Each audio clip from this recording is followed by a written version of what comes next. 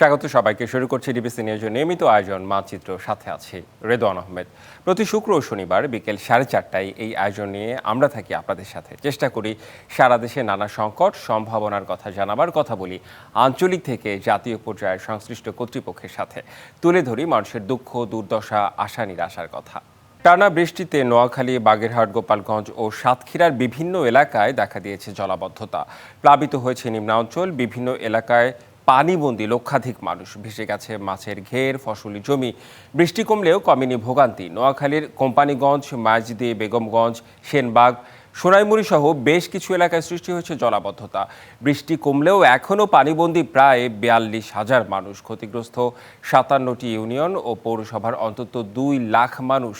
সাতক্ষীরার বৃষ্টি কমলেও জলাবদ্ধতার কবলে লক্ষাধিক মানুষ। এই নিয়েই আমাদের আজকের আলোচনার বিষয়, বন্যার্তদের সতর্কতা ও প্রস্তুতি। আমাদের সাথে যুক্ত হয়েছেন ফেনী থেকে সহকর্মী মোহাম্মদ আবু তাহের ভূঁইয়া, নোয়াখালী থেকে সহকর্মী আবুল হাসনাত বাবুল এবং সাতক্ষীরা থেকে সহকর্মী এম বেলাল হোসেন। স্বাগত জানাচ্ছি আপনাদের তিনজনকেই। শুরুতে চলে যেতে চাই ফেনীতে, আমাদের ফেনী সহকর্মীর কাছে। আপনার কাছে আবু তাহের একটু জানতে চাই যে আপনি যেখানে দাঁড়িয়ে আছেন সেখানে এখনো পানি দেখছি, জলাবদ্ধতা দেখছি, কি রকম সতর্কতা গ্রহণ করেছে সেখানকার মানুষ? ভোগান্তিও জানতে চাই সেই সাথে। রেদওয়ান, বিশেষ করে আমি যেখানে দাঁড়িয়ে আছি এটা জগৎপুর। এই এলাকাটাতে কখনোই পানি ওঠে না, কিন্তু এইবারের বন্যায় এখানেও পানি উঠেছে। বিশেষ করে যে আমাদের ফেনীর দুঃখ নামে কথিত যে 122 কিলোমিটার মুহুরী, সিলোনিয়া, কহুয়া বন্যা নিয়ন্ত্রণ বাঁধ রয়েছে, যেটা ভারত সীমান্ত ঘেঁষা। এই বাঁধটি 122 কিলোমিটার দৈর্ঘ্য। এই বাঁধটি প্রতিবারে ভাঙে, সে ভাঙ্গনেই সেখানে মানুষকে নিঃস্ব করে দেয়। এটা ফেনীর দুঃখ নামে খ্যাত। বিশেষ করে 122 কিলোমিটারে গত 24-এর বন্যায় যে ভয়াবহ বন্যাটি হয়েছিল, সেখানে 102টি ভাঙন হয়েছিল। সেটা এক বছর পেরোতে না পেরোতে আবারও সেটা বন্যার কবলে পড়ল, এবং সে বাঁধগুলো স্থায়ীভাবে মেরামত করা হয়নি, ভালোভাবে সংস্কার করা হয়নি। না করার কারণেই এইবারই এই গত 2-3 দিনের বন্যায় এখানে যে পরিস্থিতির সৃষ্টি হলো, আপনাকে আমি দেখাচ্ছি। গ্রামকে গ্রাম এবং সে পানিতে নিমজ্জিত, চারিদিকে শুধু অথই জল। তো সেই বাঁধটি ভালোভাবে সংস্কার না করার কারণেই এইবারই সেটা 21টি স্থানে ভাঙন হয়েছিল। তাহলে হিসাব করা যায় যে প্রায় 122 কিলোমিটারের মধ্যে সে প্রতি কিলোমিটার অন্তরে বাঁধের ভাঙন সৃষ্টি হয়েছে। এই ভাঙনটার কারণেই যে আমাদের এখানে যে বাংলাদেশে যে বৃষ্টিপাত হয়, সেই বৃষ্টিপাত তো রয়েছে, ভারতের ওই পাশে রয়েছে ত্রিপুরা। সেই ত্রিপুরা থেকে যে বৃষ্টিপাত হয়, সে পাহাড় ঘেঁষা সব বৃষ্টিপাত সে উজানের পানিগুলো ভাটির দিকে নামে। সে নামার কারণে প্রথমে পরশুরাম, তারপরে ফুলগাজী। গত 2-3 দিনে ফুলগাজী এবং পরশুরামের একদম জনজীবন একদম অসহায় অবস্থায় ছিল। তাদের বাড়িঘর কিছুই নেই, এবং সেখানে সবার ঘরের কষ্ট, তাদের পশু আদি এবং সব কিছুই নষ্ট হয়েছিল। সেই পানিগুলো গত 2 দিন বৃষ্টি না হওয়ার কারণে সেই পানিগুলো এখন গড়াচ্ছে। খুব কষ্টে আছেন তারা, কি ত্রাণ সামগ্রী পাচ্ছেন? সব জায়গায় কি পৌঁছানো সম্ভব হচ্ছে? ত্রাণ তেমন একটা হচ্ছে না। সেখানে জেলা প্রশাসনের পক্ষ থেকে বলা হয়েছিল যে ফুলগাজী এবং পরশুরামে 82টা আশ্রয় কেন্দ্রে খোলা হয়েছিল, সেখানে শুধু শুকনো খাবার আর খিচুড়ি দেওয়া হচ্ছে। কিছু কিছু বিএনপি সহ 2-1টা রাজনৈতিক দল তারা কিছু কিছু শুকনো খাবার দিচ্ছে, খিচুড়ি দিচ্ছে। আসলে তাদের নাম এখন পর্যন্ত কিছুই এলাকাবাসী দেখতে পায়নি, এবং এলাকাবাসীর দাবিও সেটা। আমরা বছরের পর বছর ভাঙে আমরা ত্রাণ চাই না। আমাদের যে মুহুরী, কহুয়া, সিলোনিয়া যে বন্যা নিয়ন্ত্রণ বাড়তি রয়েছে, সেই বাড়তি যদি স্থায়ীভাবে মেরামত করা হয়, সংস্কার করা হয়, বাধা হয়, তাহলে বন্যার কবল থেকে এই ফেনী জেলাবাসী বাঁচবে। জি, গুরুত্বপূর্ণ একটি বিষয় বলেছেন, এলাকাবাসীর দাবির কথা বলেছেন। আপনাকে ধন্যবাদ। আরো 2 সহকর্মী আমার সাথে রয়েছেন। একটু সাতক্ষীরায় চলে যেতে চাই এম বেলাল হোসেন আপনার কাছে। সাতক্ষীরার বিষয়টা একটু আলাদা ফেনীর চেয়ে, কারণ সাতক্ষীরায় প্রচুর চিংড়ির ঘের রয়েছে। সামগ্রিকভাবে সাতক্ষীরায় বন্যার্তদের যে ক্ষতির অবস্থা, সেই চিত্রটা আপনার কাছ থেকে আমি জানতে চাই। পরবর্তীতে আরো কিছু প্রশ্ন রয়েছে আপনার কাছে আমার। ধন্যবাদ। আসলে সাতক্ষীরার চিত্রটা এখন যে অবস্থায় রয়েছে সেটি হচ্ছে একেবারে স্থায়ী জলাবদ্ধতায় রূপ নিয়েছে। এটার মূল যে কারণ সেটি হচ্ছে ড্রেনেজ ব্যবস্থা না থাকা। পানি নিষ্কাশনের যে পথ, অবৈধভাবে মৎস্য ঘেরগুলো তৈরি করায় পানি নিষ্কাশনের সেই পথগুলো বন্ধ হয়ে গেছে, যে কারণে কিন্তু প্রতি বছর প্রায় সাতক্ষীরার পৌরসভা সহ সদর উপজেলার বিভিন্ন এলাকা প্লাবিত হয়, এবং এই জলাবদ্ধতা কিন্তু বছরে প্রায় 4 থেকে 6 মাস থাকে, এবং এই জলাবদ্ধতার মধ্যেই কিন্তু এখানকার মানুষের দিন কাটে। এবং আমাদের আরও যে তথ্যগুলো বিভিন্ন মাধ্যমে আমরা জেনেছি যে এই দূষিত পানির সাথে দীর্ঘদিন বসবাসের কারণে কিন্তু চর্মরোগ একেবারে মহামারী আকার ধারণ করে। এখানে প্রায় প্রতিটি বাড়িতে কিন্তু চর্মরোগ রয়েছে। আমরা একজন বিশেষজ্ঞের সাথে কথা বলেছিলাম, তিনি বলেছে যে আমার কাছে যে রোগীগুলো আসে অধিকাংশ রোগীগুলোই কিন্তু পানিবাহিত রোগের আক্রান্ত। তো এ থেকে বোঝা যায় যে আসলে এই যে দূষিত পানির সাথে বসবাসের কারণে কিন্তু এই সমস্যাটা, এবং সাতক্ষীরা পৌরসভার যে পরিকল্পিত ড্রেনেজ ব্যবস্থা না থাকায় কিন্তু প্রতি বছর পৌর এলাকায় এই জলাবদ্ধতার সৃষ্টি হয়। এবং আমরা বর্তমানে যেখানে দাঁড়িয়ে রয়েছি সেখানে মৎস্য ঘের, বাড়িঘর পানিতে ডুবে একেবারে একাকার হয়ে গেছে। এখানে কোনটা ঘের, কোনটা বাড়ির উঠান, কোনটা মানুষের চলার পথ সেটি কিন্তু নিশ্চিত করা বেশ কঠিন। তার মানে সেখানকার মানুষ হয় বেশ আর কি। ক্ষতিগ্রস্ত হয়েছে। আপনার কাছে আমি আরো শুনতে চাই, বিশেষ করে পানির যে জলাবদ্ধতা বলছেন সেটি নিরসনে প্রশাসন কোনো ব্যবস্থা নিয়েছে কিনা সেই বিষয়ে জানবো। আর আমাদের আরেক সহকর্মী আছে নোয়াখালী থেকে যুক্ত হচ্ছেন, আমি একটু নোয়াখালীতে যেতে চাই। আবুল হাসনাত বাবুল, আপনার কাছে একটু আপনি বলবেন যে ফেনী নোয়াখালী পাশাপাশি সাতক্ষীরা আরেক দিকে, নোয়াখালীর অবস্থা কীরকম, সার্বিক চিত্র কেমন দেখছেন, বন্যার্তরা আসলে কি বলছেন? নোয়াখালীর অবস্থা সার্বিক বিষয় বলতে গেলে কিন্তু নোয়াখালীর জলাবদ্ধতা যে বড় ধরনের সমস্যা সেটি এখনও কিন্তু কাটেনি। জেলা শহরের যে জলাবদ্ধতা ছিল সেটি গতকাল রাত থেকে এখন পর্যন্ত বৃষ্টি একেবারে নেই বললেই চলে, এমন পরিস্থিতিতেই কিন্তু জেলা শহরের পানি ধীরে ধীরে কমতে শুরু করেছে এবং জেলা শহরের পানি ধীরে ধীরে কমে গিয়ে কিন্তু নিম্নাঞ্চল যেগুলি জলাবদ্ধতায় সৃষ্টি হয়েছে সেগুলিতে কিন্তু পানির পরিমাণ বৃদ্ধি পেয়েছে বলে এই স্থানীয় বাসিন্দাদের সাথে কথা বলে আমরা জানতে পেরেছি। অপরদিকে নোয়াখালী জেলা শহরের যে জলাবদ্ধতা, সেই জলাবদ্ধতা এবং নোয়াখালী জেলা শহরের পানিগুলি যেই খালটি দিয়ে মেঘনার মোহনাতে গিয়ে পড়ে, সেই বড় ধরনের যে খালটি রয়েছে নোয়াখালীর কুল 9 উপজেলার 8 উপজেলার সাথে সংযুক্ত যে খালটি রয়েছে নোয়াখালী খাল, সেই খালটি কিন্তু বিভিন্ন জায়গায় কিন্তু বাঁধ দিয়ে বিভিন্নভাবে ঘের করে বাঁধ দিয়ে পানি আটকানোর কারণেই কিন্তু মূলত জলাবদ্ধতাটা সৃষ্টি হয়।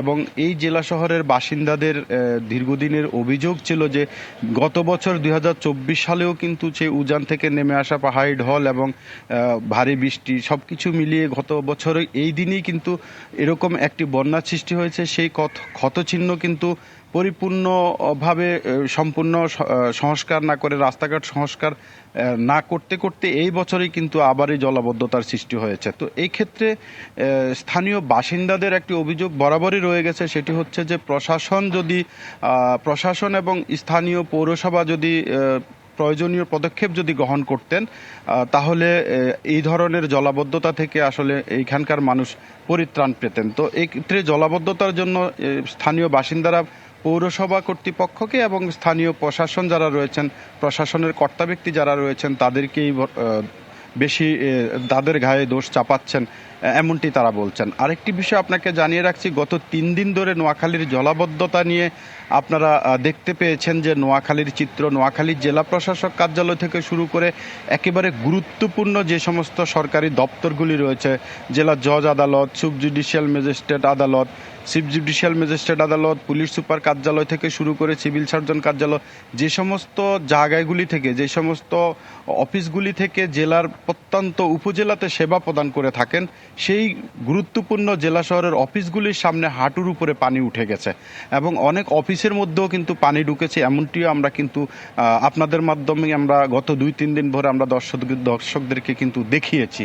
তো মানুষের একটা দাবি হচ্ছে যে জেলা শহরের যদি এরকম করুণ অবস্থা হয়, জেলা শহরের এই পরিস্থিতি যদি এত বেশি খারাপ হয়, তাহলে লোকালয়ে পানিগুলি কোন দিকে যাবে? জেলা শহরের পানিগুলি যখন লোকালয়ে চাপ দেয় তখন লোকালয়ের পানি এবং জেলা শহরের পানি দুটি একত্রিত হয়ে কিন্তু একেবারে স্থায়ী জলাবদ্ধতার সৃষ্টি হয়, যেটি একেবারে পুরো বর্ষার এই 3 মাস 4 মাস পুরোটা সিজনই কিন্তু থেকে থাকে। অপরদিকে অর্থাৎ বুঝতে পেরেছি বন্যার পানি, জলাবদ্ধতা এবং এই সংশ্লিষ্ট ইস্যুগুলো নিয়ে আমার ছোট ছোট প্রশ্ন রয়েছে আপনাদের তিনজনের কাছে। একটা বিরতিতে আমাদের যেতে হবে, বিরতির পর ফিরে এসে আমরা আবারও আলোচনা করব বন্যা নিয়ে। মানচিত্রে একটা বিরতি নিচ্ছি, সাথেই থাকুন। স্বাগত আরও একবার, দেখছেন মানচিত্র। আজ আলোচনা করছি বন্যার্তদের সতর্কতা ও প্রস্তুতি। আমাদের সাথে যুক্ত আছেন ফেনী থেকে সহকর্মী মোহাম্মদ আবু তাহের ভূঁইয়া, নোয়াখালী থেকে সহকর্মী আবুল হাসনাত বাবুল এবং সাতক্ষীরা থেকে সহকর্মী এম বেলাল হোসাইন। আমরা এবার শুরুতেই চলে যেতে চাই নোয়াখালীতে। নোয়াখালীতে আপনি বলছিলেন যে শহরে যেমন জলাবদ্ধতা আছে, আবার লোকালয়েও জলাবদ্ধতা আছে। তাহলে আসলে সমাধানটা কোথায়? সংশ্লিষ্ট যারা রয়েছেন তারা আসলে কি বলছেন? সংশ্লিষ্টরা জেলা প্রশাসক মহোদয়ের সাথে আমার দুপুর 2টার দিকে কথা হয়েছেন। তিনি যেটি জানিয়েছেন, তিনি কবিরহাট উপজেলার যে নোয়াখালী খালের পাশে যে একটি বড় ধরনের বাঁধ তৈরি করা আছে, যেখানে পানি আটকানো আছে বলে সাধারণ মানুষ নাকি জানিয়েছেন, এলাকাবাসী নাকি অভিযোগ করেছেন। সেই অভিযোগের ভিত্তিতে তিনি যৌথ বাহিনীকে নিয়ে ওই বাঁধের উপরে গিয়েছেন। তিনি চেষ্টা করতেছেন বাঁধটি কেটে দেওয়ার জন্য, কিন্তু অপরদিকে ওইখানকার স্থানীয় বাসিন্দারা, কিছু বাসিন্দা বলছেন যে এই বাঁধটি কেটে দিলে শহর সহ পুরো নোয়াখালীর যে 8 উপজেলা পানিবন্দী হয়েছে মানুষ, সেই পানিগুলি একেবারে দ্রুত গতিতে কিন্তু মেঘনা নদীতে গিয়ে পড়বে। আবার ওইখানকার স্থানীয় বাসিন্দা যারা আছেন তারা অপরপক্ষ বলছেন যে এই বাঁধটির কারণে আমরা এতদিন কিন্তু বসত বাড়ি বিটে বাড়ি করে এখানে ফসলের জমি সহ সকল কিছু করে এখানে সুন্দর মতো খেয়ে পরে বাঁচতে পারতেছি, কিন্তু বাঁধটি যখন কেটে দিবে তখন মেঘনার ভাঙনে কিন্তু আমরা ভাঙনের কবলে পড়ে আমরা বাড়িঘর হারা কিন্তু হয়ে যাব। তো এই দুইটি মিশ্র প্রতিক্রিয়ার কারণেই কিন্তু প্রশাসন বলেন বা স্থানীয় পানি উন্নয়ন বোর্ড এবং উপজেলা নির্বাহী কর্মকর্তাগণ গত বছরও কিন্তু এরকম একটা বিব্রতকর পরিস্থিতিতে পড়েছেন। অপরদিকে অপরিকল্পিতভাবে প্রত্যেক উপজেলা বলেন, জেলা শহর বলেন এবং পৌরসভা বলেন অপরিকল্পিতভাবে ড্রেনেজ ব্যবস্থা, বুঝতে পেরেছি আপনার কথা। অপরিকল্পিত নগরায়নের তো একটা ব্যাপার আছে, সেই বিষয়টির কারণেও কিন্তু জলাবদ্ধতার সৃষ্টি হয়। আমরা একটু চলে যেতে চাই সাতক্ষীরায়। সাতক্ষীরা আমাদের সহকর্মী আছে এম বেলাল হুসাইন। বেলাল হুসাইন, আমি একটু সাতক্ষীরার বিষয়টি জানতে চাই যে এই জলাবদ্ধতাটা একটু কেন সংক্ষেপে বলবেন, এবং এই জলাবদ্ধতাকে নিরসনের উপায়টা আসলে কি? আসলে জলাবদ্ধতার যে সমস্যা বা জলাবদ্ধতার সৃষ্টি হওয়ার মূল যে কারণ, সেটি কিন্তু আসলে পানি যে নদীগুলোতে পড়ে, আমাদের এখানে বেতনা, মরিচাপ, কপোতাক্ষ, খোলবেটুয়া নদীতে এই দীর্ঘদিন ধরে এই পানি এই শহর বা গ্রামের পানিগুলো নিষ্কাশিত হয়ে আসছিল। কিন্তু এই যে অবৈধভাবে মৎস্য ঘের করা এবং সুপরিকল্পিত ড্রেনেজ ব্যবস্থা না থাকায় কিন্তু এখন পানিগুলো সেই নদীতে যাওয়ার পথ বন্ধ হয়েছে।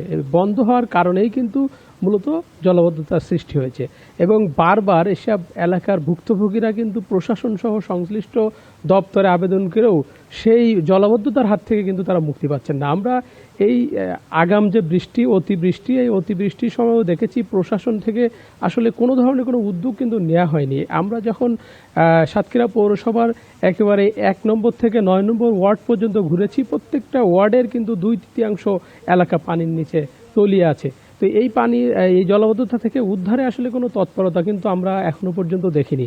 আর যদি আপনি ত্রাণের কথা বলেন, জেলা বিএনপির নেতাকর্মীরা 2-1 এলাকায় এসেছে এবং 2-1টি এলাকায় কিছু ত্রাণ সহযোগিতা দিয়েছে। আমরা প্রশাসনের সাথেও কথা বলেছিলাম, তারা কিন্তু বলেছে প্রয়োজনে আমরা দিব, কিন্তু এখনো পর্যন্ত সেই সহযোগিতা তারা দেয়নি।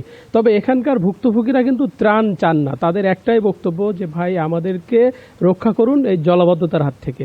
এই জলাবদ্ধতার কারণে তাদের একেবারে ভয়াবহতা পরিস্থিতিতে পড়েছে, এবং এতটাই ভয়াবহত হয়েছে যে মানুষ চেষ্টা করছে এই এলাকা ছেড়ে অন্যত্র চলে যাওয়ার, কিন্তু যাদের সামর্থ্য নাই তাদের তো বাধ্য হয়ে এখানে থাকতে হচ্ছে, এবং যাতায়াতের জন্য আসলে ভেলা ব্যবহার করছে, এবং ঘরের একেবারে মেঝের মধ্যে পানি, বাথরুমে পানি। প্রতি বছর বর্ষাকাল এলেই আসলে বাংলাদেশের বিভিন্ন এলাকায় এই যে বন্যা, জলাবদ্ধতা সৃষ্টি হয়, কিন্তু এর থেকে পরিত্রাণের উপায় আসলে স্থায়ী সমাধান কি আমার নিজেরও জানা নেই। প্রশাসনের কেউ থাকলে হয়তো তাকে আমি জিজ্ঞেস করতে পারতাম।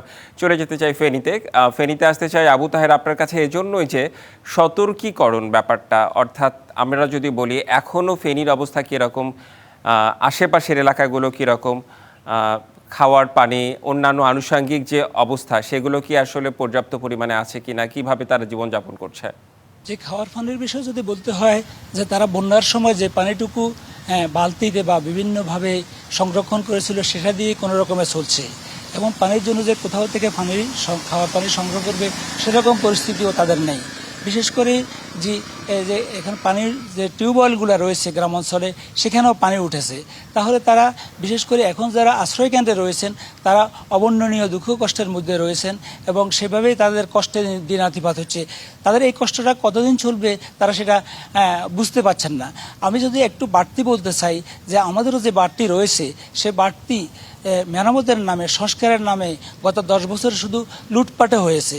আপনাকে আরেকটু জানিয়ে রাখি যে মুহুরী, কহুয়া বন্যা নিয়ে নিয়ন্ত্রণ যে বাঁধটি রয়েছে সেই বাঁধটি যখনই সংস্কার হয়, মেরামত হয়, দেখেন বাঁধের পানির মালিক পানি উন্নয়ন বোর্ড এবং নদীর মালিক জেলা প্রশাসন, তার উপর বন বিভাগ রয়েছে, তার উপর এলজিডি রয়েছে, বিদ্যুৎ বিভাগ রয়েছে।